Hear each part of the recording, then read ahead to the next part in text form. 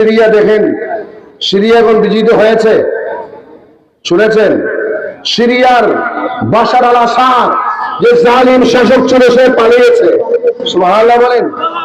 যে বাশার আল আসাদ সিরিয়ার জালিম শাসক, জালিম প্রেসিডেন্ট, যারা সুন্নি মুসলমানদের মারধর করত, জুলুম করত, হাজার হাজার লক্ষ লক্ষ সুন্নি মুসলমানদেরকে সে শহীদ করেছে। তার হুকুমে শিয়া সম্প্রদায় ওখানে বিস্তার লাভ করেছে। শিয়াদের পাওয়ার ছিল, শিয়াদের পাওয়ার ছিল, খারজিদের পাওয়ার ছিল, সুন্নিরা তখন দুর্বল ছিল।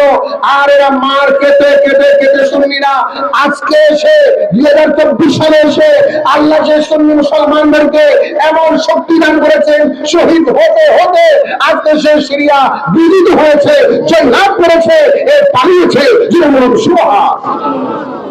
আল্লাহ কিন্তু জালিমকে বেশি দিন সুযোগ, কথা বলে বেশি দিন সুযোগ। এই ফিলিস্তিন, এই সিরিয়া মুসলমানদের মরকজ ছিল, মুসলমানদের কেন্দ্রবিন্দু ছিল। আমার নবীজি 7 বছর বয়সে সিরিয়া সফর করেছেন চাচা আবু তালিবের সাথে। ইসলামের ঐতিহ্য ওখানে আছে না নেই? জোরে বলেন। ইসলামের ঐতিহ্য রয়েছে, ইসলামের গৌরব উজ্জ্বল ইতিহাস। সিরিয়ার সাথে সম্পর্ক, জ্ঞান বিজ্ঞানের সম্পর্ক, রিসার্চের সম্পর্ক, গবেষণার সম্পর্ক, হাদিসের গবেষণার সম্পর্ক, ইলমের গবেষণার সম্পর্ক, ইলমের যাবতীয় মার্কজ ওখানে আছে, মানে ছিল।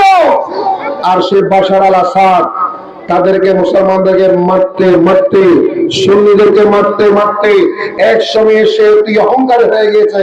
আর আজকে সে সুন্নি মুসলমানদের ইমানি শক্তির সামনে সে পালাতে বাধ্য হয়েছে।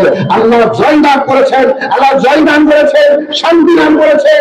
ওই সিরিয়াটা বিজিত হলো। আল্লাহ কবুল করুক। আমিন। আর বলে আমিন।